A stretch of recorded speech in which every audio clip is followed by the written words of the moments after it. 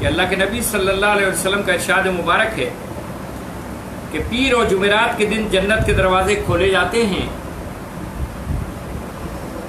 اور ہر اس شخص کی بخشش کر دی جاتی ہے جو اللہ کے ساتھ کسی کو شریک نہ ٹھہراتا ہو، البتہ وہ آدمی جس کی کسی مسلمان بھائی کے ساتھ کوئی دشمنی اور عداوت چل رہی ہو، اس کے متعلق یہ حکم دیا جاتا ہے کہ ان دونوں کا معاملہ اس وقت تک اٹھا کے رکھو جب تک کہ یہ آپس میں صلح نہ کریں۔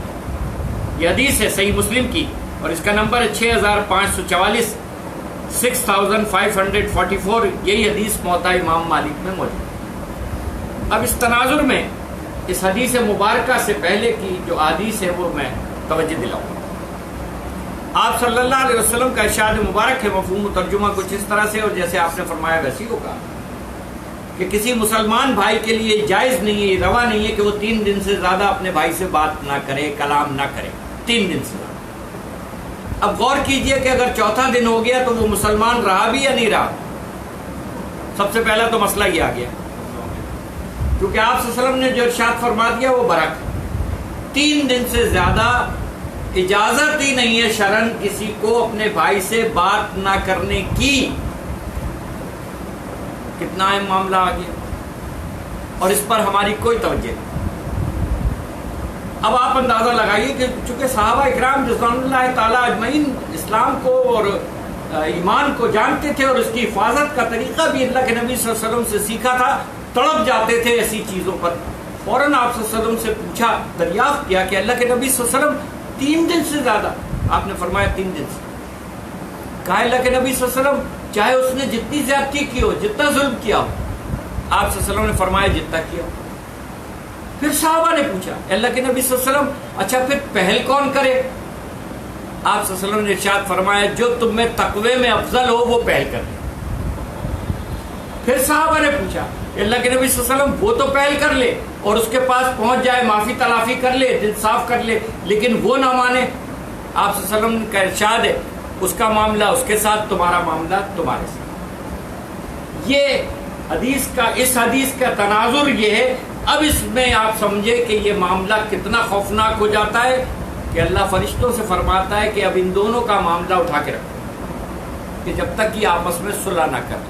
اور یہ ذہن میں رکھیے گا، یہ آپ صلی اللہ علیہ وسلم نے فرمایا ہے، بتایا ہے کہ ان کا معاملہ فرشتوں سے اللہ کہتا ہے اٹھا کے رکھو، تو اب کوئی اس کو ہٹا سکتا ہے؟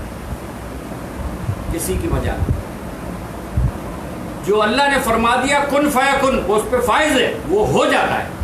اب یہ ہو گیا،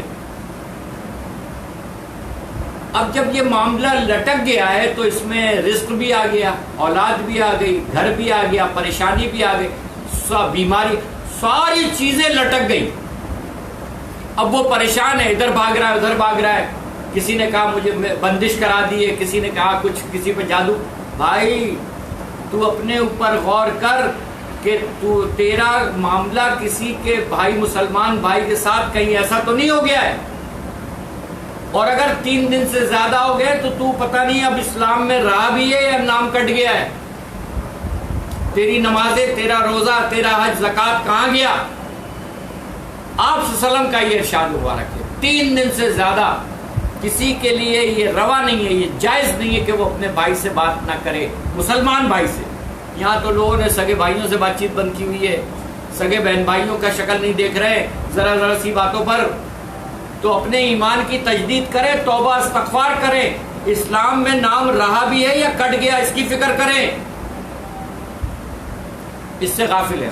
اور پھر دوسری بات یہاں تک آ گئی کہ اللہ تعالیٰ نے یہ ارشاد فرما دیا کہ فرشتوں سے کہ ان کا معاملہ اٹھا کے رکھو جب تک کہ یہ آپس میں صلح نہ کریں۔ تو اس میں آپشن موجود ہے، چھوٹ موجود ہے اللہ کریم کی طرف سے کہ اویل کر لو، اب تمہاری سمجھ میں آیا، اب منا لو، جا کر اب راضی کر لو، اپنا دل صاف کر لو، صلح کر لو، لڑائی جھگڑا نہ۔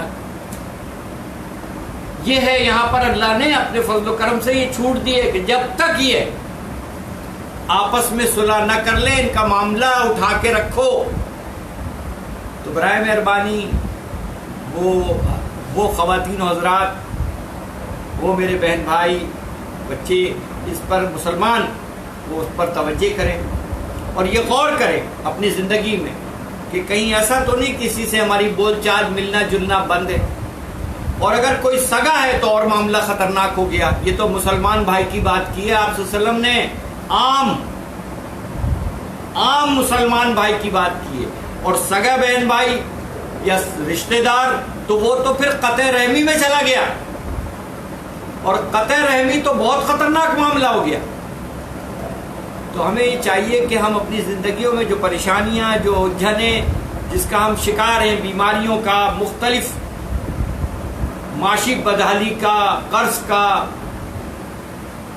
کہیں اس کا مسئلہ یہ تو نہیں کہ ہمارا معاملہ لٹکا ہوا ہے، تو اب اس میں آپ صلی اللہ علیہ وسلم نے ارشاد فرمایا کہ جو تم میں تقوی میں افضل ہو وہ پہل کر لے۔ تو بھائی دوڑیں، بڑا خوبصورت اچھا وقت ہے، دوڑیں اللہ کی رضا کی خاطر، اپنے دل کو صاف کر لیں، اپنے لیے بھی اور اس کے لیے دعائے خیر کریں تاکہ معاملہ ہمارا صحیح ہو جائے، ورنہ یہ معاملہ کوئی ٹھیک کر نہیں سکتا۔ یہاں جب ہم یہ حدیث مبارکہ پڑھ رہے تھے اور اس کا بتا رہے تھے کہ یہ ہے، تو آپ سن لیجئے اس کے بارے میں بات۔